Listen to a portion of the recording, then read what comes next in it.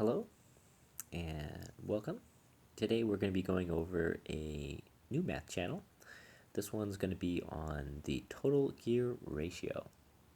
The total gear ratio channel is a channel that you can use in a manual transmission car to calculate what gear you're in. So it'll give you a number and it'll give you a line. And it's not so much exactly what the number is, it's more along the lines of having a line. So you can see when you're in a particular gear and when you shift. I've noticed a lot of cars these days, like SSC in particular, they do a lot of 2-3 shifting, the new Miatas, anything like that. So I think this could be really helpful for all of those people. We're going to talk a little bit about the math channel itself, and then we'll talk a little bit about how to use it in data analysis. So let's go ahead and get the math channel set up first. I have another video on how to set up math channels. That was last week or earlier in the week. And this one's going to be about just the channel itself. So if you need a refresher, there'll be a link in the description, or you can look on the channel for it. So let's go down to our math channel for this one. All right, so here's our math channel. We're going to go number 3. And I'm going to click on the expression. Okay, this big thing is our math channel here. Yeah, hear me out. It's not as intimidating as it looks. It is designed to just give us the information we want. Again, when working with math channels with autocross, there are things that we're going to run into because we start at 0 miles an hour that don't necessarily to happen to people that are on a circuit. So because of this, most of the math channels that I use have an if statement. And if the condition is true, I want them to put in a number, and if it's false, they're going to do the expression. So I'll give you an example. Basically, the first long string, the condition for our if statement is the total gear ratio channel. And if it's less than -12, I just want it to use 1. And the reason is this is a channel that's going to be displayed in negative, so it's going to move farther away from 0. This is the lower that we go. And it's going to move closer to 0 the higher the gear we go. So the reason why this if statement is there is just to limit the scale of the channel, because otherwise we're going to have like a humongous number as we pull off the line, because we're dividing by speed. So if speed is 1, we're going to have this really big number, and that's not going to be helpful for us because we're not going to see the scale. So I'm using the if statement to help on scale. Now you can pause the video if you'd like, or talking long enough, you can type this in. I'll put this in the description as well, so you can just copy and paste it in to your SoloStorm if it's connected to something that has the internet. So let's talk about the channel itself. The channel itself starts with if, and we're going to talk about the condition, which is also what derives this total gear ratio. So -1 times, and then there's this whole expression. The -1 is simply to flip the scale so that we work negative. It basically, so that the higher gear is used, the line steps up. So when you go from 2 to 3, the line's going to go up. When you go from 3 to 4, the line's going to go up. And when you go down, it's going to go down. That's just to make it easier to see and easier to understand, because that's what we expect. So that's the purpose of the -1. Now, the next is in big parentheses brackets, basically the upper and lower part of some simple division. So we're starting with 2 times pi times the rolling tire radius. If anybody's really into data, the rolling tire radius changes with speed. This program, SoloStorm, this function is not intended to take that kind of stuff into account. If you want to do those sort of math functions, this video is probably beneath you. But if you want to do something like that with a table, you can do it in Race Capture with their Lua, or with Motec and some of the other more advanced loggers out there. So again, 2 times pi times the rolling tire radius. In this case, it's in meters,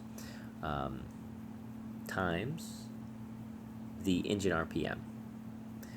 The reason why we have RPM divided by 60 is because we're talking about seconds, because speed is in meters per second.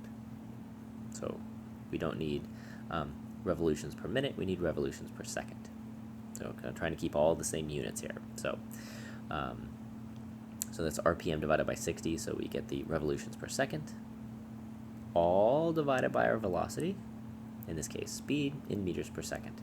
So, to sum up, the upper part of the equation is 2 pi times the rolling tire radius times the engine speed in seconds, divided by the speed. And that's going to give us a channel, so done. Again, we get that error because we don't have any test values in for our denominator, so let me just go ahead and put something in for speed, 1.0. I'm clicking next and done a bunch of times. Okay, so divided by 1 equals 0, so we're okay there. Alright, let's go back again to our analysis. Alright. And let's take a look at what we got here. So this is a particularly interesting course, and this course is the reason why I sought out this math channel. It was a very interesting course that had a lot of straights and a lot of pin turns, and we haven't had one of these in a while, and as the result, certain vehicles were shifting a lot. So let me zoom in here a little bit, and let's just go through it. So at the beginning here, we see it's 1. That's that if statement, right? This is so we don't have a giant number that messes up our scale. Hey, we're going less than 12 meters per second. I'm in first gear. I know I'm in first gear. It doesn't really matter. So we'll keep going through here. We're in second just for a little bit. It just kind of picks up in the middle of my gear change here. Then we have another gear change. You can see because the speed goes flat, and I'm shifting in a third. So I'm in third down this long straight. All right. And here's our first split. So you notice the green line stays straight, and the red line goes down. This is the reason for the -1. So lower line, more negative, lower gear. So here we have, in the later part of the run, in the later part of the day, excuse me, I'm going down in a second. In the beginning, I stay in third. Cool. So now we can see the usefulness of this channel. All right. It lets you know what gear. Now, we can also talk later about ideal gearing and things like that, but this is just to compare, when you downshift. So here we go. Coming into this corner here, downshift a little bit later actually in the first run versus my last run. We both go down to the second. First, this is my second run of the day and my 10th run. Shift up at the same point. So here's another one interesting, right? When do I downshift? Looks like I came into the corner a little bit hot and ended up, having something happen here. You can look at the speed channel change, but I downshifted way later. In fact, yeah, you can see the green channel is wider there. I'm actually running wide, and then later in the day I'm braking and I'm getting that downshift done a little bit earlier so that I can have a nice smooth release and just get it nice and tucked in there. So you can see with that smooth release and getting my gear change done a little bit earlier, I was able to carry about 4 miles an hour more speed, even on a tighter line. All right, moving around.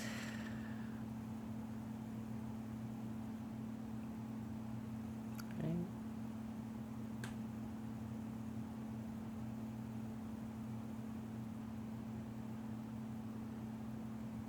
In here, so this is another test. I went up into third in the morning, right? It goes up, so I went up a gear versus the red staying down.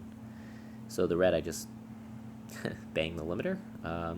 It was a lot of limiter we can see in the speed, but ultimately it didn't really matter too much.